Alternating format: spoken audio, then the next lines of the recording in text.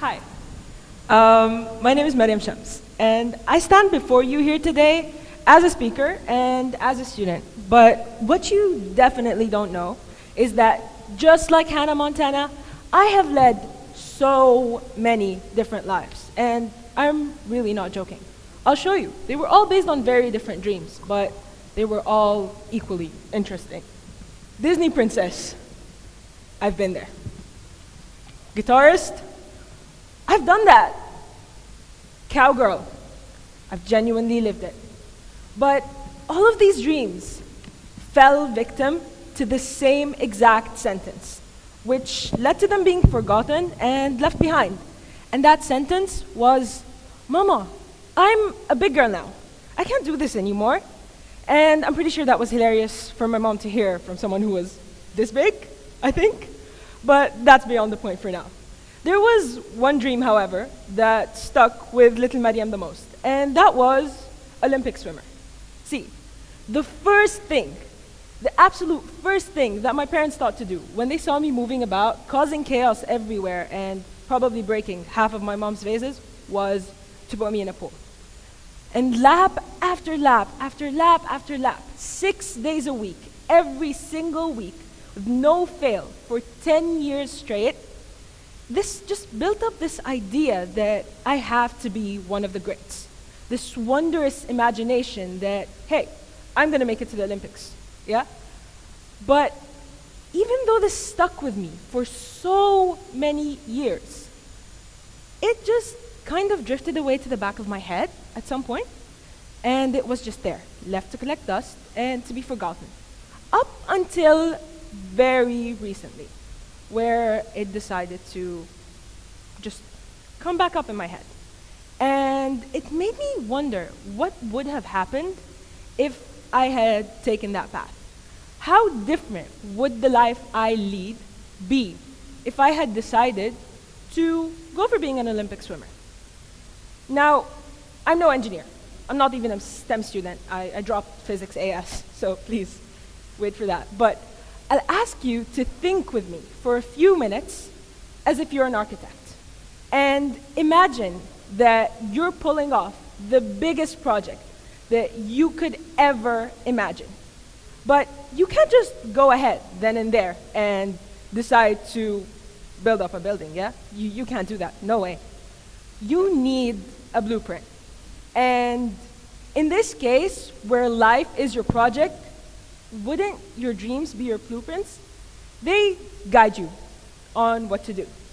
And it's just one thing, one simple thing, yeah, when it comes to building.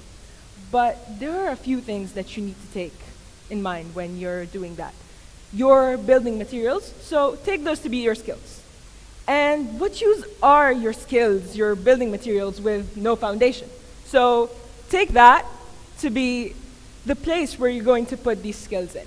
And I could comparisons about this, and I promise you I spent so much time researching this, but you get my point. But when you take in all these factors, you see that your blueprint would keep on changing so much to the point that it gets diluted and it becomes a more muted version of what 6-year-old you thought. And this would just change everything, and you wonder what happened, where it went wrong. And I'm here to tell you where it went wrong. See, your childhood dreams, they are something. I'll give you that. They're definitely something. When you think about it, there is some sort of fervor that you thought when you thought that you could reach the stars, where you thought that you could ride a dragon. But now you find that life demands so much of you. You find that as you step on the edge of adulthood, you will see that there are two options. Your childhood dreams, which were once a castle, and now the life that you would lead, which is a gray one-story house. You think most people would be inclined to picking the castle, the grand, big castle that you would see in a Disney movie or in a cartoon. But people actually do end up taking the road that leads them to that gray one-story house. And I'll tell you why.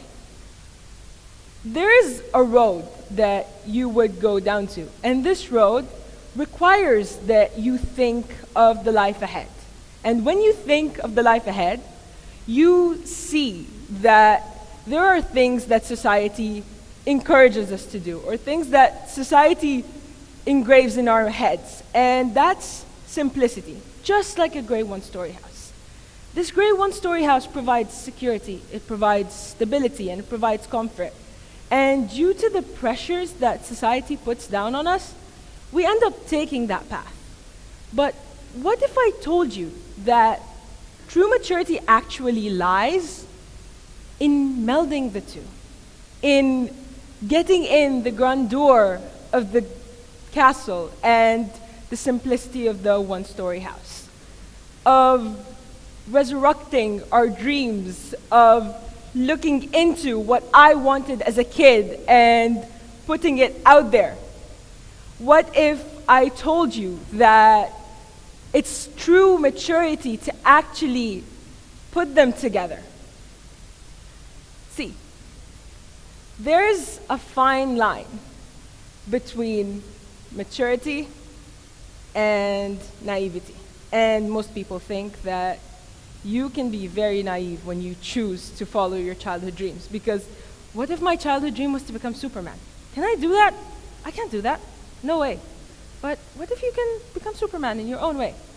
It's true maturity that you think that you can come up and fix everything. You can come up and make sure that what I wanted meets what life demands of me, right? I'm here to tell you that your castle can be built. I'm here to tell you that no matter what, look for an opportunity to build that castle.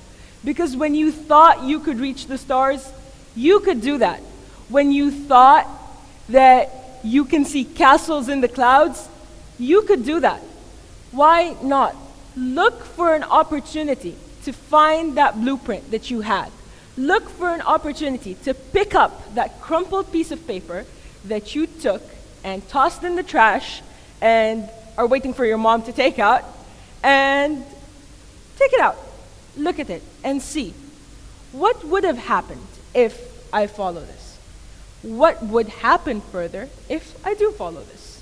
So please, please, just maybe, for my sake, for your sake, for the sake of your inner child and everyone else, look for a chance to build up that castle.